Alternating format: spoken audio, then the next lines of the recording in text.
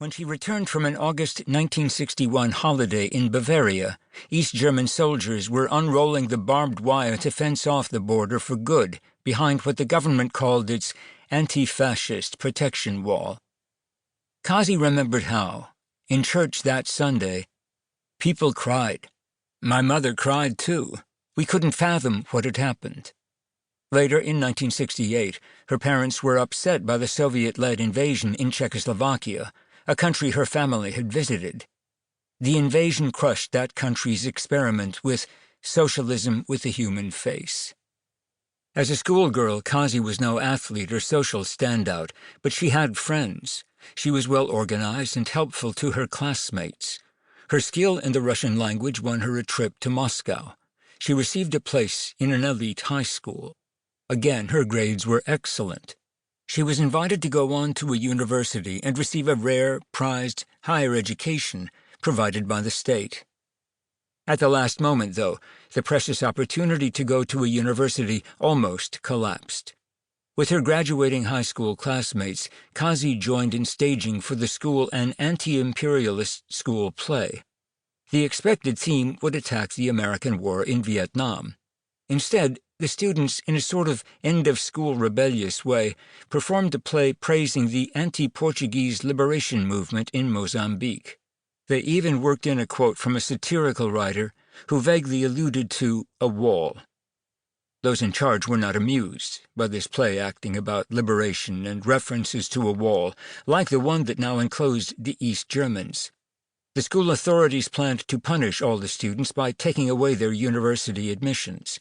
They had used such a punishment before. Kazi's father and other well-connected fathers all desperately pulled strings to get the decision turned around. They succeeded. The student's teacher lost his job, but Kazi was able to go on to the University of Leipzig. She had originally thought of studying medicine. Instead, she decided to concentrate on physics. This was a field as far from politics as she could possibly get. Naturally, she had to take her required classes in Marxist political economy. She also did a little work on the side as a barmaid in the student watering hole, the Thirsty Pegasus. 90% of her classmates were men. One became her boyfriend, then her husband. As a married couple, it was easier to persuade the state housing office to assign them an apartment. She and her husband both pursued advanced studies. His field was optics. She stayed with physics. At an initial job interview, the Stasi recruited Kazi to become an informant. She would have become one of millions planted in practically every workplace. Kazi dodged this duty. She found a way to put the Stasi recruiters off without getting in trouble. My parents always told me to tell Stasi officers that I was a chatterbox and someone who couldn't keep my mouth shut.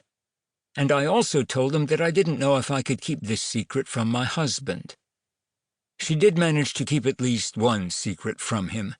It was a big one. He was quite surprised when, suddenly one day, she packed her bags and left the apartment we shared. The couple had grown apart after a few years together. Kazi kept her husband's last name, by which she was now known. She completed her doctoral work in 1986 after 8 years of not-too-hurried postgraduate research. She published an article in a peer-reviewed Western journal, Chemical Physics. Again a single woman, childless, she made a quiet life for herself. The GDR did not have much resources and infrastructure for lab research in subatomic particles. She and her friends at the Research Institute, including a skeptical fellow physicist with whom she became close, would frequently talk politics. They were not political people, but they were attentive. Kazi was not outspoken, but she was observant, she was careful, and she had a dry sense of humor. Being scientists, she and her friends had unusual access to books and travel, although their activities were carefully monitored. She was even allowed to make a trip to the West to visit West Germany.